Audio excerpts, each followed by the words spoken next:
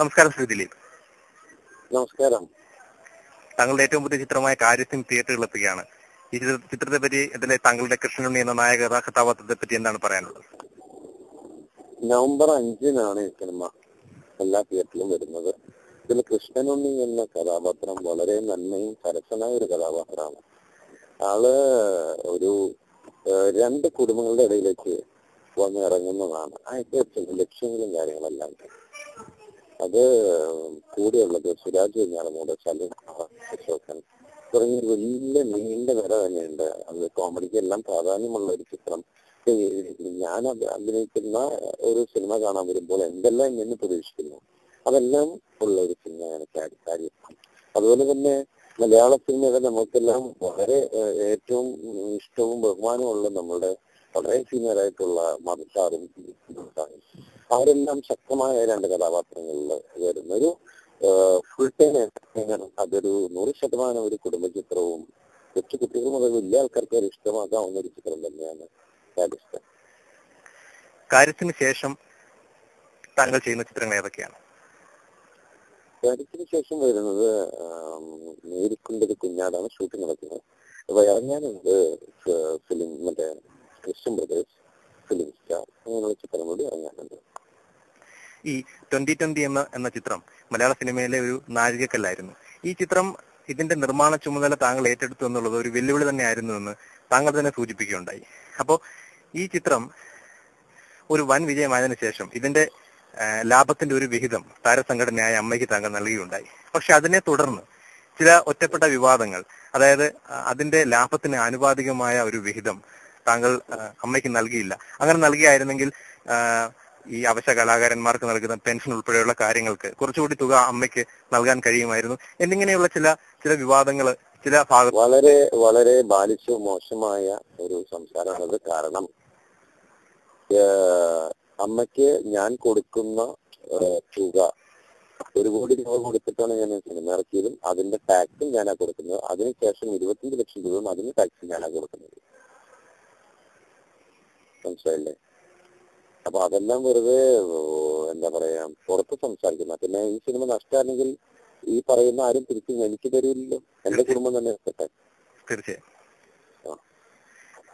മലയാള സിനിമയുടെ ചരിത്രം പരിശോധിച്ചാൽ പലപ്പോഴും രണ്ട് താരങ്ങൾ തമ്മിലുള്ള മത്സരം, ആരോഗ്യപരമായ മത്സരങ്ങൾ ഉണ്ടായിട്ടുണ്ടെന്ന് മനസ്സിലാക്കാം.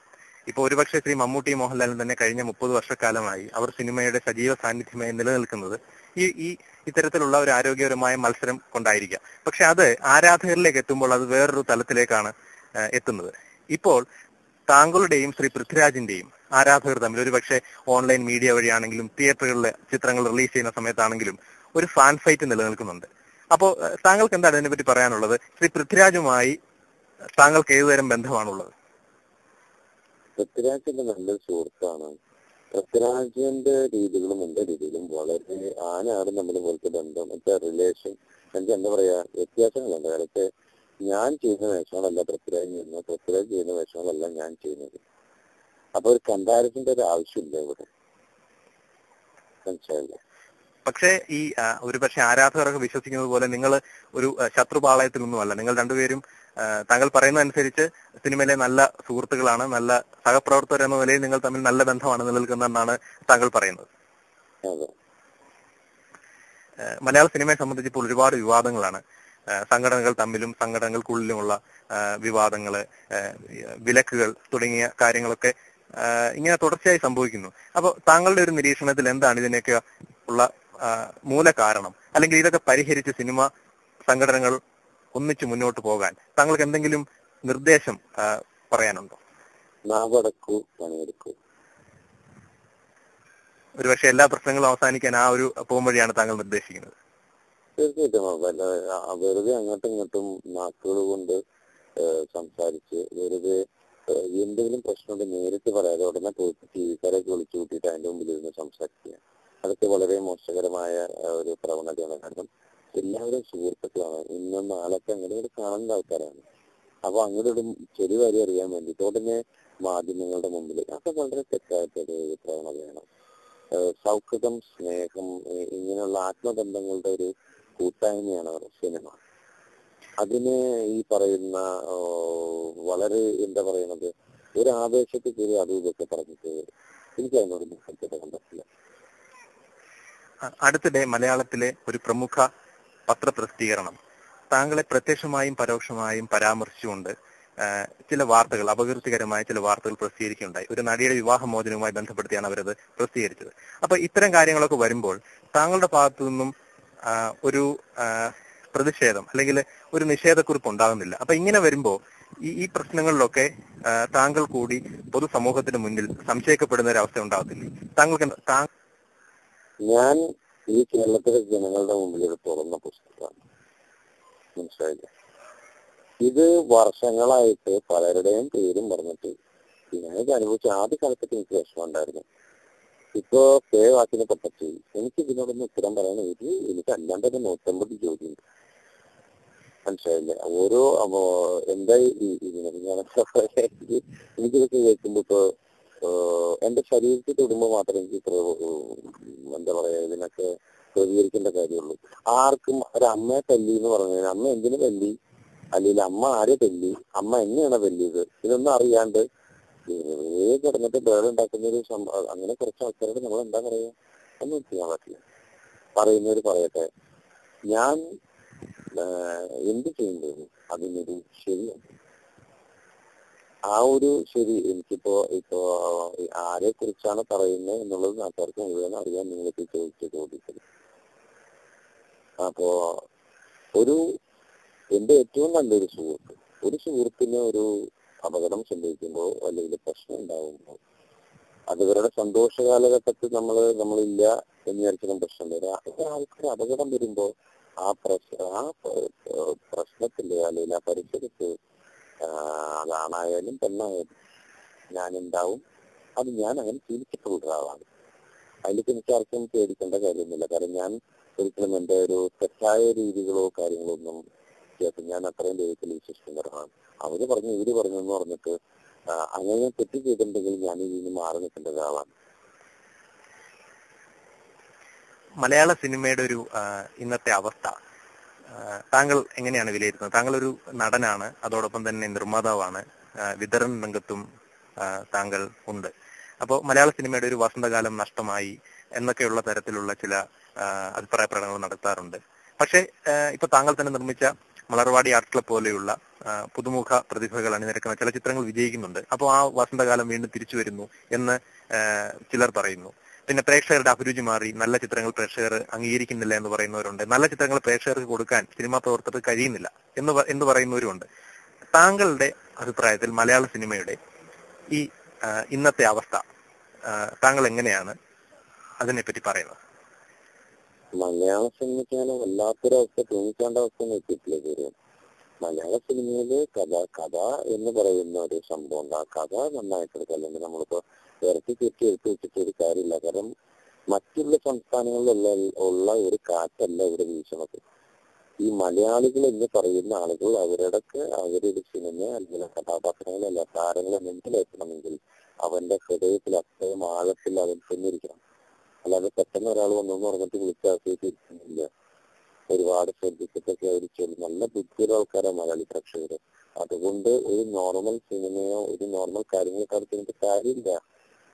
അപ്പോ ശക്തമായിട്ടുള്ള കഥകളും നമ്മൾ തിരഞ്ഞെടുക്കുക. പ്രതിസന്ധി മറ്റുള്ള കാര്യങ്ങൾ പറഞ്ഞിട്ട് നമ്മൾ വെറുതെ രക്ഷപ്പെടാൻ ശ്രമിക്കാതെ നമ്മളിൽ ഏൽപ്പിച്ചിരിക്കുന്ന ഉത്തരവാദിത്വം അത് വളരെ എന്താ പറയാ, അതിന് പുതിയതില്ലായിട്ടുള്ള നന്നായി ചിന്തിക്കുക കാര്യങ്ങളൊക്കെ ആയിട്ട് നല്ല സിനിമകൾ ഉണ്ടാക്കാൻ ശ്രമിക്കുക എന്നുള്ളതാണ്. ഈ പറയുന്നത് ഞാനും പല കുഴപ്പങ്ങൾ കുറിച്ച് സിനിമ ചെയ്യുന്നുണ്ട്. നല്ല സിനിമയെ കുറിച്ച് ചെയ്യുന്നത് അതൊക്കെ ഈ ജഡ്ജ്മെന്റ് ഒക്കെ പാളിപ്പോവും. മനുഷ്യനല്ലേ. അപ്പൊ താങ്കൾ പറയുന്നത് പ്രേക്ഷകരുടെ ഭാഗത്തല്ല, പ്രേക്ഷകർക്ക് നല്ല സിനിമകൾ കൊടുത്താൽ അവർ എക്കാലത്തും അത് സ്വീകരിക്കുന്നതാണ് താങ്കളുടെ അഭിപ്രായം? തീർച്ചയായിട്ടും പ്രേക്ഷകർക്ക് നല്ല സിനിമകൾ കൊടുക്കണം. പിന്നെ വേറൊരു കാര്യം എന്ന് വെച്ചാല് ഇപ്പൊ ഒരു യൂത്ത് എന്ന് പറയുന്ന ഒരു സംഭവം എന്ന് വെച്ചാൽ അവർക്ക് ഒരു ഫാസ്റ്റ് ലൈഫിന്റെ ഒരു ഇതിലാണ്. പണ്ട് ഇതൊരു കാര്യം, അതായത് ചെറിയൊരു എക്സാമ്പിൾ പ്രണയിക്കണമെങ്കിൽ നമുക്ക് ഒരു പെണ്ണിനോട് ഇഷ്ടം തോന്നി, ആ പെണ്ണിനെ കാണാൻ കൊള്ളാം എന്ന് പറയുന്ന ആ പെണ്ണ് നമ്മുടെ ലൈഫിൽ വന്നിരുന്നെങ്കിൽ നമ്മൾ ആഗ്രഹിക്കുന്നു. അതിനു വേണ്ടിയിട്ട് നമ്മൾ ചെലവാക്കുന്ന ഒരു സമയം, വരുന്ന സ്ഥലത്ത് കഴിഞ്ഞിട്ട് അതിന്റെ ശ്രദ്ധ പിടിക്കാതായിട്ട് ഒരു സൗഹൃദ ബന്ധം ഉണ്ടാക്കുക, അതിനെക്കുറിച്ച് അതിന് ശേഷം ഒരുപാട് കഴിയുമ്പോൾ നമ്മൾ നമ്മുടെ പ്രണയമായിരിക്കുക, ചിലപ്പോൾ അത് അക്സെപ്റ്റ് ചെയ്യും, ഇല്ലെങ്കിൽ ചിലപ്പോൾ അത് റിജക്ട് ചെയ്യും. അത് എന്താണ് വിഷയത്തിൽ ഇതൊക്കെ അറിയുന്നതിനൊരു ഒരുപാട് സമയം ഉണ്ടായിരുന്നു. അത് കഴിഞ്ഞിട്ട് ഇപ്പോഴെന്ന് വെച്ചിട്ടുണ്ടെങ്കിൽ ചിലപ്പോ ഒരു അരമണിക്കൂർ 1 മണിക്കൂറിനുള്ളിൽ എങ്ങനെയെങ്കിലും ഇഷ്ടമാണെന്നുള്ളതൊക്കെ എങ്ങനെ കൈമാറിയിരിക്കും. കാരണം മൊബൈൽ ഫോണിന്റെയും ഇന്റർനെറ്റിന്റെ ഒക്കെ അടിസ്ഥാനത്തിൽ ഈ കാര്യങ്ങളെല്ലാം വിതിൻ സെക്കൻഡ്സിലാണ് കാര്യങ്ങളെല്ലാം നടക്കുന്നത്, കണ്ടു ചെയ്യാൻ പറ്റുന്നത്. ഇന്ന് മലയാള സിനിമയ്ക്ക് ഐ ലവ് യു എന്ന് പറയുന്ന ഒരു വേർഡ് ഉപയോഗിക്കാൻ പറ്റുന്നില്ല. എനിക്ക് നിന്നെ ഇഷ്ടമാണ് തുറന്നു പറയാൻ പറ്റില്ല അതിലൊരു കഥാപാത്രത്തിന്. അപ്പൊ തിയേറ്ററിൽ തട്ടിയിട്ട്, കാരണം അതിനേക്കാൾ ഇൻഡയറക്റ്റ് ആയിട്ട് സംസാരിക്കാൻ ഇന്നത്തെ യൂത്തിന്റെ ബുദ്ധി കണ്ടുപിടിച്ചിരിക്കും. അപ്പൊ അതിനെ വെല്ലുന്ന ഒരു ബുദ്ധി നമ്മൾ തിരക്കഥാകൃത്തുകൾ കണ്ടുപിടിക്കണം. അവനെ വിൻ ചെയ്യുമ്പോഴാണ് അവർ കൈയടിക്കുള്ളൂ. കാരണം അതിന് പുതിയൊരു സാധനം ഓപ്പണായി. അത് നമ്മൾ വർക്ക് ചെയ്യണം ഒരുപാട്. ഈ കഥാപാത്രങ്ങളുടെ തെരഞ്ഞെടുപ്പിൽ താങ്കളുടെ മാനദണ്ഡം എന്താണ്? എനിക്ക് ഒരു മാനദണ്ഡമില്ല. എനിക്ക് കഥ കേൾക്കുമ്പോൾ ഇഷ്ടമാവുക, അങ്ങനെ ചെയ്യാം. ചില സിനിമകൾ ഇഷ്ടമായില്ലെങ്കിലും ചില അവസ്ഥകളിൽ നമ്മൾ ചെയ്തു പോകുന്നുണ്ട്. പക്ഷെ ഞാൻ എൻജോയ് ചെയ്തിട്ടുള്ള ഭൂരിഭാഗം സിനിമകളും 99% സിനിമകളും ദൈവം സഹിക്കാൻ നട്ട് ഓടിയിട്ടുണ്ട്. ഞാൻ ജനങ്ങളുടെ പൾസിൽ നിന്നാണ് കഥ കേൾക്കുന്നത്. എന്റെ ചോദ്യങ്ങൾക്ക് ഉത്തരം തരാത്ത സിനിമകൾ പരാജയപ്പെട്ടു. അപ്പോ മറ്റൊന്നുള്ളത്, ദിലീപ് തന്റെ ചിത്രങ്ങളിൽ അതിന്റെ വിവിധ മേഖലകളിൽ ഇടപെടലുകൾ നടത്തുന്നു എന്ന് പറഞ്ഞു കേട്ടിട്ടുണ്ട്. അപ്പൊ ഇത്തരം ഇടപെടലുകൾ താങ്കൾ ചെയ്യുമ്പോൾ അത് സിനിമയെ ദോഷകരമായി ബാധിക്കാനുള്ള സാധ്യതയില്ലേ? ഞാൻ ഇടപെട്ടിരുന്ന കാലത്താണ് എനിക്ക് കണ്ടിന്യൂസ് 13 കിട്ടിയിട്ടത്. ഞാൻ ഇടപെടാതിരുന്ന കാലത്ത് എനിക്ക് ഫ്ലോപ്പുകളും കിട്ടിയിട്ടുണ്ട്. എന്നിട്ട് നിങ്ങൾ തീരുമാനിച്ചു ബാക്കി എന്താണ്. അപ്പൊ എന്തുകൊണ്ടാണ് ഇപ്പോൾ അങ്ങനെയുള്ള ഇടപെടലുകൾ താങ്കൾ നടത്താത്തത്? ചില ഘട്ടങ്ങളിൽ ചില ആളുകളുടെ അടുത്ത് ഒന്നും പറയാൻ പറ്റില്ല. എന്നേക്കാൾ ഞാൻ മിക്ക കാലത്ത് തുടങ്ങി സിനിമ ചെയ്യുന്ന ആളുകളുടെ മുമ്പിൽ ഞാൻ പയ്യനാണെന്നും എന്റെ സുഹൃത്തുക്കളോട്, എന്റെ സഹപാഠികളോട്, എനിക്ക് പുതുതായിട്ട് വരുന്നവരോട് എനിക്കെന്തും പറയാം. എന്റെ ഗുരുക്കന്മാരോടും മറ്റുള്ളവരോടും ചിലപ്പോൾ എനിക്കൊന്നും പറയാൻ പറ്റില്ല. ചില ഘട്ടങ്ങളിൽ അത്ഭുതം സക്സസ് ഉള്ള ചില വ്യക്തികളോടൊന്നും പറയാൻ പറ്റില്ല. അപ്പൊ അവിടെയൊക്കെ ട്രെൻഡും പൾസും മാറുമ്പോ നമ്മൾ തിയേറ്ററിൽ പോയി സിനിമ കാണുമ്പോൾ ഓഡിയൻസിന്റെ പൾസ് അറിഞ്ഞിട്ട് നമ്മൾ സംസാരിക്കുന്നത്. ഞാൻ എനിക്ക് വേണ്ടിയിട്ട് ഒരിക്കലും ഒരു സിനിമയിൽ എന്റെ കഥാപാത്രങ്ങൾക്ക് വേണ്ടി ഞാൻ വായിച്ചിട്ടില്ല. ടോട്ടാലിറ്റിക്ക് വേണ്ടി ഞാൻ വായിച്ചിട്ടുണ്ട്, ഞാൻ വായിക്കൂടിയിട്ടുണ്ട്. മലയാള സിനിമയിൽ കഴിഞ്ഞ 3 പതിറ്റാണ്ടുകളായി മുൻനിരയിൽ നിൽക്കുന്ന മമ്മൂട്ടി, മോഹൻലാൽ, ഇവർ രണ്ടുപേരുടെയും കൂടെ താങ്കൾ അഭിനയിച്ചിട്ടുണ്ട്. നടന്മാരെന്ന നിലയിൽ, താരങ്ങളെന്ന നിലയിൽ, താങ്കളുടെ സഹപ്രവർത്തകർ എന്ന നിലയിൽ ശ്രീ മമ്മൂട്ടിയെയും ശ്രീ മോഹൻലാലിനെയും താങ്കൾ എങ്ങനെയാണ് വിലയിരുത്തുന്നത്? ഒരാളെന്റെ വലിയേട്ടനും ഒരാളെന്റെ ചേട്ടനും, അത്ര ആത്മബന്ധമാണ് ഞങ്ങൾ തമ്മിലുള്ളത്. എന്തും തുറന്ന് സംസാരിക്കുന്ന എന്ത് വിഷമങ്ങളുണ്ടെങ്കിലും എനിക്ക് സംസാരിക്കാവുന്ന 2 പേരാണ് മമ്മൂട്ടി, മോഹൻലാൽ. ആ ഒറ്റ ബന്ധത്തിന്റെ പുറത്ത് മാത്രമാണ് 2020 എന്ന് പറഞ്ഞ സിനിമ ഉണ്ടായിരിക്കുന്നത്. അത് ഈവൻ സുരേഷ് ഗോപിയോ, ഞാൻ 4 പേരാണ് എന്റെ ചേട്ടന്മാരെ. ഒരാൾ വലിയേട്ടൻ, ചേട്ടൻ, ചെറിയേട്ടൻ, ചേട്ടൻ. ഈ 4 പേരാണ് എന്റെ ആത്മബന്ധമാണ്. അവർ 4 പേര് എനിക്ക് എന്ത് മെട്ട കയറിച്ചെന്നും പറയാവുന്ന, ഒരു നാട്ടിൽ പോലും മുട്ടാതെ കയറിച്ചെല്ലാവുന്ന, അതെനിക്ക് തോന്നുന്ന ഹീറോസിൽ എനിക്ക് മാത്രം കിട്ടിയിരിക്കുന്ന സൗഭാഗ്യമാണ്. വളരെയധികം നന്ദി ഫോറം കേരളത്തോട് ഇത്ര നേരം സംസാരിക്കുവാൻ സമയം കണ്ടെത്തിയതിൽ. താങ്കളുടെ കാര്യസ്ഥൻ എന്ന ചിത്രം ഒരു വൻ വിജയമായി മാറട്ടെ. അതുപോലെ വരാനിരിക്കുന്ന എല്ലാ സിനിമകളും വലിയ ഹിറ്റുകളായി മാറട്ടെ എന്ന് ആത്മാർത്ഥമായി ആശംസിക്കുന്നു. Thank you.